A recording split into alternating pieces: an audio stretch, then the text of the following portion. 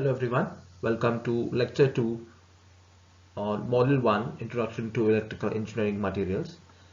Myself Professor Rajendra Giwari from Department of Electrical and Electronics Engineering, Angadi Institute of Technology and Management, Belagavi. Topics covered in previous lecture: importance of materials. So material is a vital requirement for the development and technology. It provides the basis for manufacturing, construction, operation, etc. So for construction of a building, for designing a machine, for developing an electronic device, they use some or the other material. So the areas in which the materials used are civil engineering, electrical engineering, mechanical engineering, electronics engineering, nuclear engineer and computer science engineering. So as of now, nowadays we are finding the materials are in interdisciplinary uses. Therefore, it becomes very difficult to judge as to which material belongs to which category.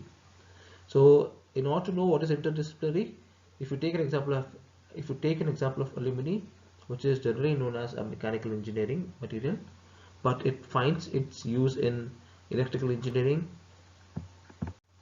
as a conductor. It finds its use in electronics engineering for doping of intrinsic semiconductor.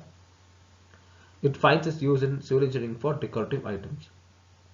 So, aluminum is an interdisciplinary material. However, the material belongs to an mechanical engineering. Conventionally, RCC, which is reinforced cement concrete, is used in civil engineering material. Insulator is an example of electrical engineering material. Metals, iron are the mechanical engineering materials. Semiconductors as electronics engineering materials. Uranium as a nuclear engineering materials. Now, on the basis of classification of solid materials, we have different parts. Major is the conductors, the semiconductors and the dielectrics. So in conductors, they have plenty of free electrons in their valence orbit, which are responsible for the electrical and heat conduction. So here the valence band and the conduction band are overlapped. So a very small amount of energy is required, a very minute amount of energy is required to make the electron to jump from the valence band to the conduction band.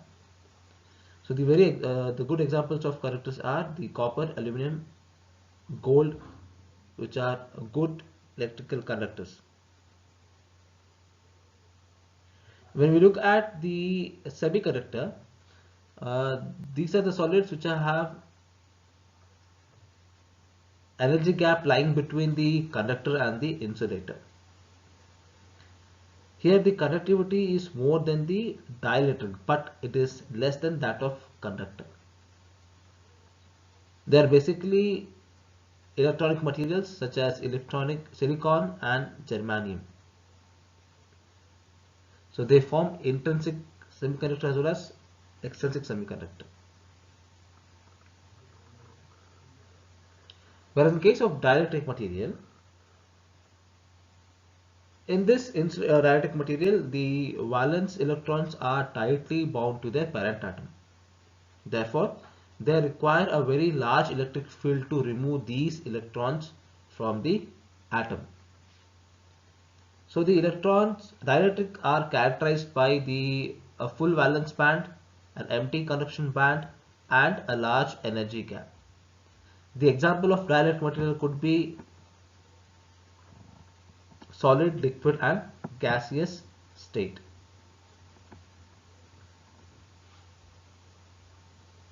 Now we'll be looking at the magnetic material. So these are the materials in which the magnetization can be easily induced to make them as a magnet. So the generation of induced dipole is attributed to the electron spin, the orbital motion of the electron and the interaction between them. So depending upon the magnetic material, they are classified as diamagnetic material, paramagnetic material, ferromagnetic material, antiferromagnetic material and ferromagnetic or ferrites. Whereas in case of superconductor, These are the material which exhibits the abrupt and sudden change in their resistance and other behavior at extremely low temperature. It is because of the phenomena called superconductivity, which is noticed below a certain critical temperature. Its extraordinary properties are like the resistance of the material 0 and the magnetic flux density is also 0. Also, the power loss is 0. Next, we'll be looking. Next, we have looked at the scope of materials, electrical and electronics materials. So they have very vast applications. These materials find their utilities not only in electrical engineering but also in components, circuits, auxiliaries related to electronics, computers, instrumentation fields.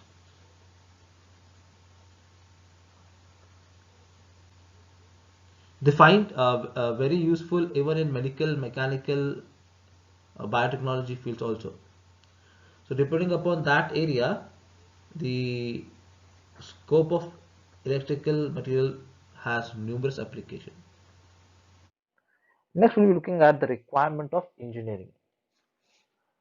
The material technology does not mean just knowing the physics and the chemistry of that particular material. So it is necessary to know how the material can be suitably and economically used in a practical under a wide range of application conditions. These conditions may relate to operation, to fabrication, or to a stability of material. An electrical engineering material is used in one or all of the following areas. So in machines, we use the electrical engineering materials as in motor alternator robots. When you look at the structures in transformer, cathode ray, antenna, in devices we have strain gauge, integrated circuit, control switch, thermistor, bimetal gauge. And in case of instruments, it is multimeter, transducers, thermocouples, etc. Now each material possesses a several property. Some important properties are listed below. Electrical. So electrical have a property such as resistivity, conductivity, its dielectric strength, relaxation time, loss angle, and the power factor. When we look at magnetic, we have hysteresis, retentivity, permeability, susceptibility, coercive force, and reactivity. In case of electronic, we have semiconduction, drift, diffusion, concentration, energy gap, Fermi energy, mobility, Carrier density, ionization energy. In case of thermal, expansion, conductivity, specific heat, thermal fatigue, thermal stress, thermal shock, latent heat of fusion. In case of optical, the properties of optical are reflection, refraction, transmission, fluorescence, and luminance. Mechanical, toughness, hardness, ductility, malleability, and brittleness. In case of nuclear, it is half-life period, decay constant, radiation absorptivity. In structural, we have strength, stiffness, elasticity, and plasticity. So each material have their own property. Now we'll be looking at the operational requirement of electrical and electronics material. Now the electrical material have to satisfy widely varying needs of different operational parameters, which are voltage, current, temperature, frequency, polarization, resonance, resistivity, emission. So here polarization, it will come in dielectric. When I say magnetization, it will come in magnetic material. So magnetization is what you're trying to make that particular material as a magnet. So in case of polarization, similarly we'll be taking one of the insulator and we'll make it polarized. And remanence is nothing but the residual flux which is present in any of the magnets. It can be electromagnet also.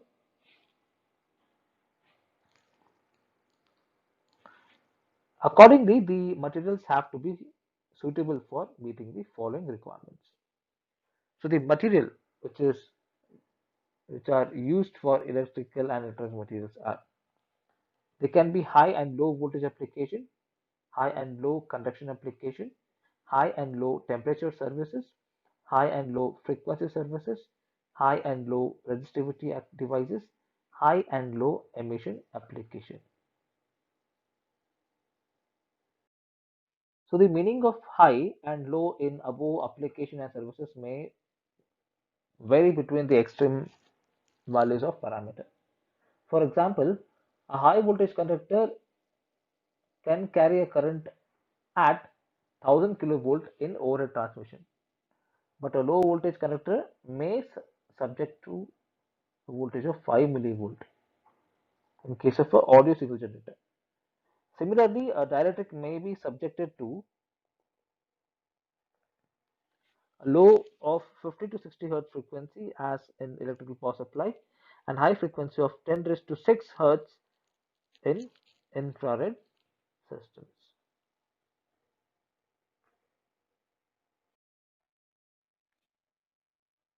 Next is high and low temperature services. Temperature measurement is one of the important parameter in the industrial application for furnaces and ovens, which is required for proper process control. Now, the measurement have has to be done above the melting point in many instances.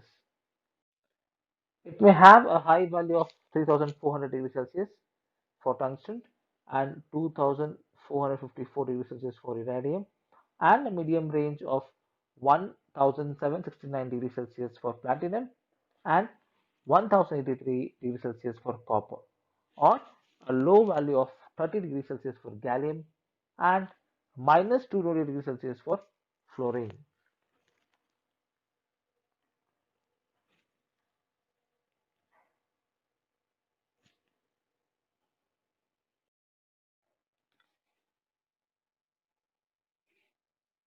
In case of electrically heated ovens, the heating coils of the heaters are normally subjected to a above say temperature. So the thermocouple, which is used for measurement of temperature, mainly employs a nichrome as a material, which has a resistive alloy of 80% nickel and 20% chromium composition. Constant constant tan 60% of copper, 40% of nickel, tantal, platinum, rhodium, etc. are the other materials used for this purpose. So for low temperature measurement, various nickel based cyclogenic steels are used. So here we're using an alloy.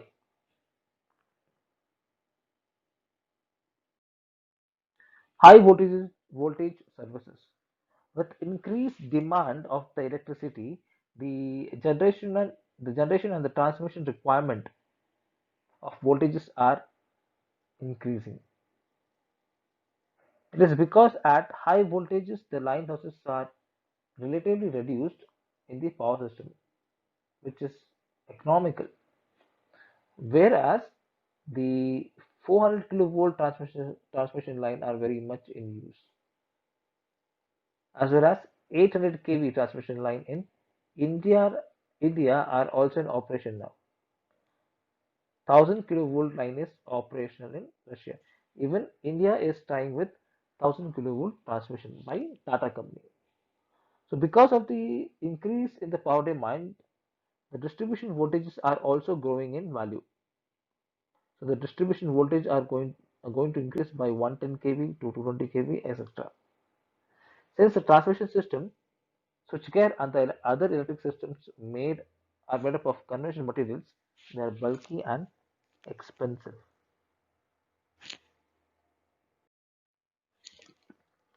Therefore, newer materials have to be used to cut down the cost and the space requirement. Such newer materials are known as high voltage materials and include the material for the purpose of live conductors, insulators, etc.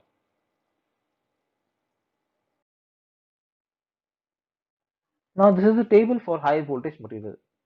So, for overhead conductors, live conductors, we are using a material called ACSR, which is aluminum conductor reinforced with steel. So, this is the conductor which has been used for overhead transmission line. Underground cables. So, the kinds of underground cables and the material used are nitrogen gas filled pressure cables in conjunction with oil treated paper insulation. Insulator, highly purified benzene, hexane, silicon oil, ferroelectric mica, and vacuum. High frequency coils, powdered metals, circuit breakers, PD and RH, W and PD contacts, petroleum oil as insulation. So here your PD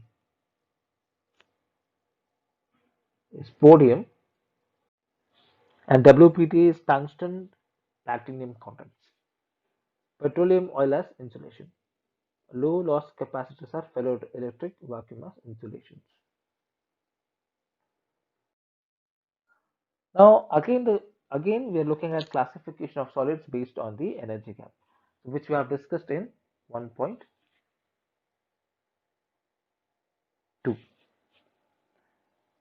Now the solids are broadly classified into following categories on the basis of their energy gap, which is an important electronic behavior. Conductors, semiconductors, dielectrics or insulators. Conductors are mainly metals and alloy. Their electrical resistivity is the least. Semiconductors have property in between the conductors and dielectrics, and they are widely used for making the solid state devices. Dielectric have the highest value of resistivity, so they are used as insulators. The order of electrical resistivity of a solid vary between 10 to minus 9 for a good conductor to 10 to 17 for a best quality insulators. Now the energy gap for a different solids, the valence band and the conduction band. So the outermost filled or the partially filled energy band is called valence band, and the energy band above the valence band, which is empty at 0 Kelvin, is called as conduction band. The electrons available in the valence band are then pushed into the conduction band by some energy. So for conductor, there is overlapping between the conduction and the valence band. For semiconductor, it requires greater than 3 electron volt. For insulator, it requires a very large energy. So the thermal energy or the electrical voltage is given to the solid for this purpose. The electrons conduct from the top energy level of the valence band to the bottom energy level of conduction band. There may or may not be an energy gap between these two bands. So based on the magnitude of energy gap, the solids are classified as conductors, semiconductors, and insulators. So the energy gap E for different solids are as shown in the figure. So based on the magnitude of E, the various solids are classified as below. Conductors, if the levels are overlap. So this is A, figure A shows the conductors are overlap. The valence band and the conduction band are overlap. Again, this is figure 2, which is for lead. So here the energy gap is equal to 0. Again, it is for 10. While there is a small energy which is of less than 1 electron volt. So now we'll be looking at semiconductors which has both germanium and silicon. So for germanium, the energy gap required is 0.7 volt electron volt, and for silicon it requires 1.1 electron volt. And this is an insulator, so it requires greater than 3 electron volt for the electrons to move from valence band to conduction band, as the valence electrons are tightly bound to their parent atom in insulators. So this figure is very important. Comparison among the conductors, semiconductors and insulators. The properties and the characteristics of conductors, semiconductors and insulators are compared below for the quick remembrance. So first column is description, second is conductor, semiconductors and insulators. Now we'll look at conductivity. So what about the conductivity in conductor? It is high to very high. For semiconductor it is low to medium. For insulator it is nil. Energy band. So the energy band in conductor is overlapped or it is filled. Semiconductor it is filled again. The insulators are again filled. Forbidden zone, that is the energy gap what we're trying to know between the valence band and the conduction band. So for conductor it is very small or it is totally nil. For semiconductor it is very small. For insulator it is very large. Now behavior at a low temperature. So for conductor it is near absolute zero, they become superconductors. So the material, if you reduce its temperature to a certain level, the conductor will act as a superconductor. And in case of semiconductor, it will behave as a dielectric, and in case of insulator, it is relative permeability drops. So there are some drops of relative permeability. Bonding nature of valence electron with their parent atom. So how strong is the valence band with their parent atom? So in case of conductor, it is very loosely bound, and in semiconductor, it is loosely bound, just loosely bound. And in case of insulator, it is very tightly bound. Effect of increasing temperature on conductivity.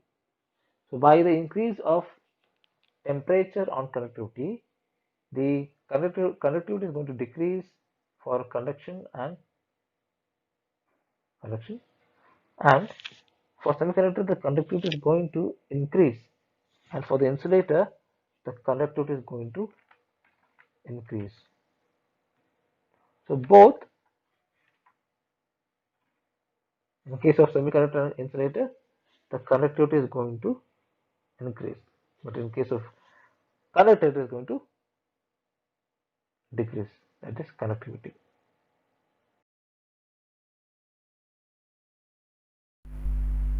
Thank you.